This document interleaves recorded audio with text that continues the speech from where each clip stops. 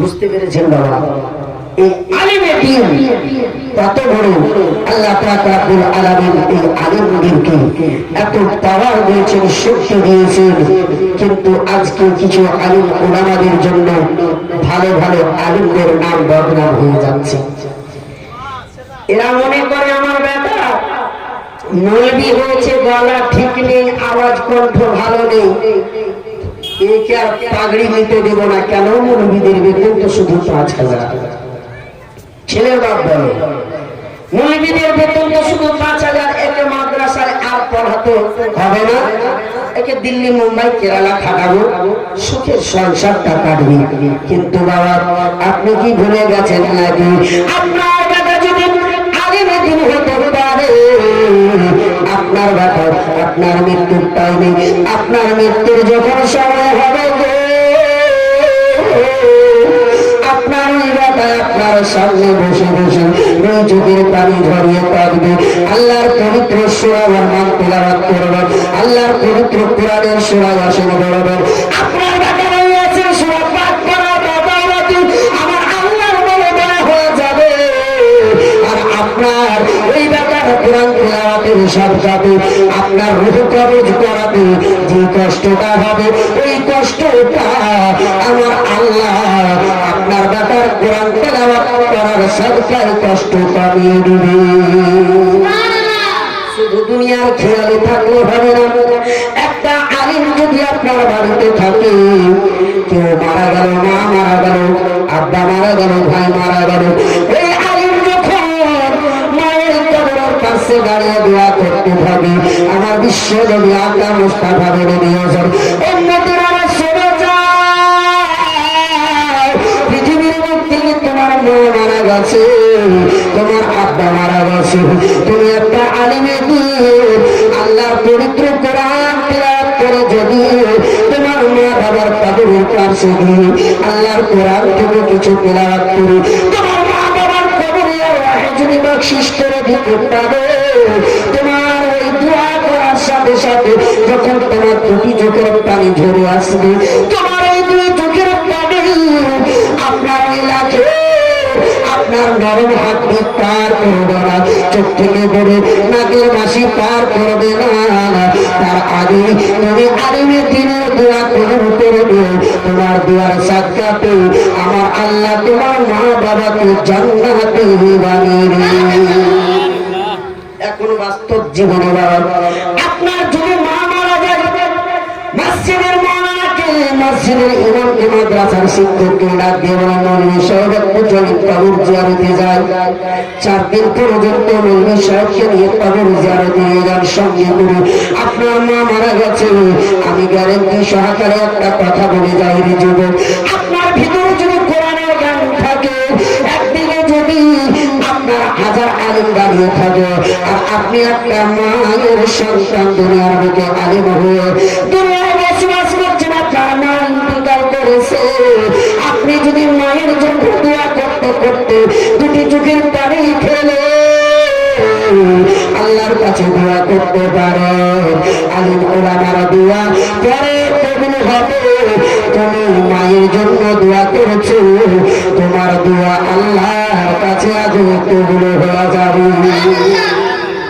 কিন্তু এখনকার আলিমদের ফুটানির ওর নাই, बोले मेरी अम्मी की जनाजा हमारे हुजूर पीर और मुर्शिद पढ़ाएंगे।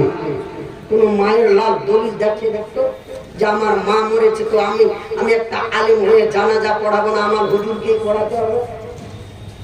হাদিস শরীফে রয়েছে যদি মা ইন্তিকাল করে আর বাপ ছেলে যদি আলিমে বা আমল হয়, ওই ছেলে মায়ের জানাজা পড়াবে, আল্লাহর কাছে দুটি হাত তুলে দোয়া করবে, ওই ছেলের দুই চোখের পানির বাঁধে হবে, তার মা জান্নাতি হয়ে যাবে।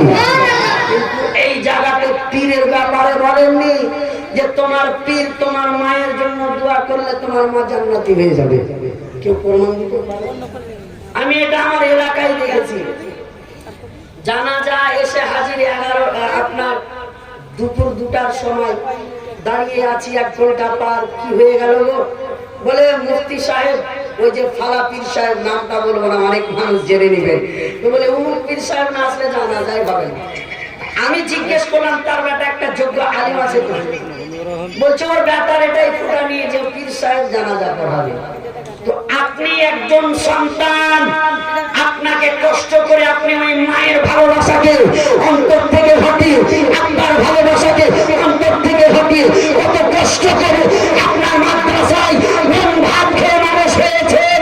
একটাই মা বাবার আশা, সন্তান আমার চোখের আড়ে আছে আমি সহ্য করেছি, আমার বেটা আমার চোখের আড়ে আছে আমি আত্মা সহ্য করেছি।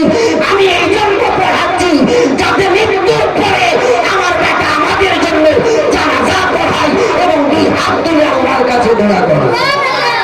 এটাই আশা ছিল।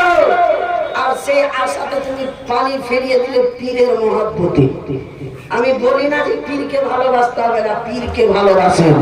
পীরকে ভালো না বাসলে আপনার বেড়া পার হবে না কাল হাসরের মাঠে।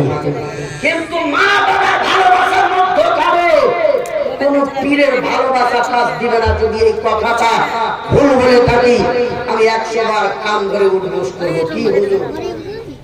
এই জন্য বলি বাবা, আপনি মৌলানা আছেন, আপনি এই সব জায়গাতে পীরকে আনবেন না। আপনি পীর মুরিদ, আপনি আছেন যেখানকার সেখানে থাকেন, এই জায়গাতে পীর মুরিদিকে নিয়ে এসে মা বাবার হকটাকে তুমি খেয়ে নিও না যদি বলে।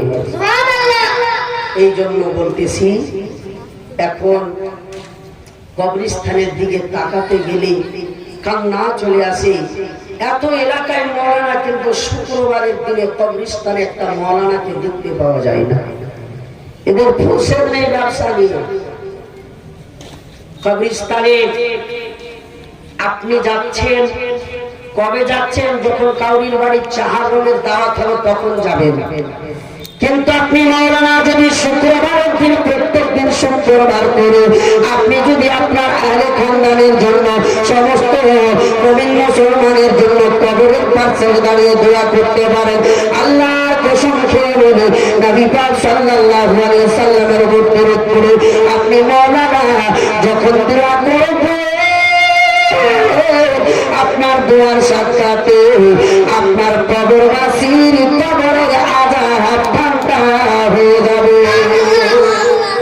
আপনাদের এদিকে যাচ্ছে কি জানি না, কিন্তু আমাদের ওদিকে শুক্রবার বলেন, শনিবার বলেন, কোনো দিন দেখতে পেলাম না। আমি মাদ্রাসা থেকে আসলে আমি শনিবারের দিন ছুটি পাই, সেই দিন সকাল সকাল গিয়ে মায়ের কবর জিয়ারত করি, কিন্তু কোন ওলামাকে দেখলাম না। তারা যাবে কখন?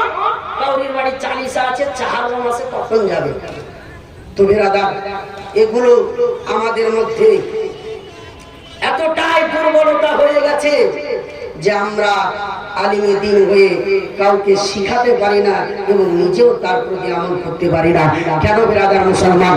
আপনাদেরকে বলি, এই জান্নাতি ফুলগুলো বসে আছেন, কিতাবের মধ্যে পড়লাম, যদি এই তালবে ইলম কবরস্থান দিয়ে হেঁটে চলে যায়, এদের কবরস্থানে হেঁটে যাওয়ার বাধার মতো আল্লাহ পাক রব্বুল আলামিন 40 দিন পর্যন্ত ওই কবরস্থান থেকে আযাব খেয়ে নেয় জন্য বলেছে।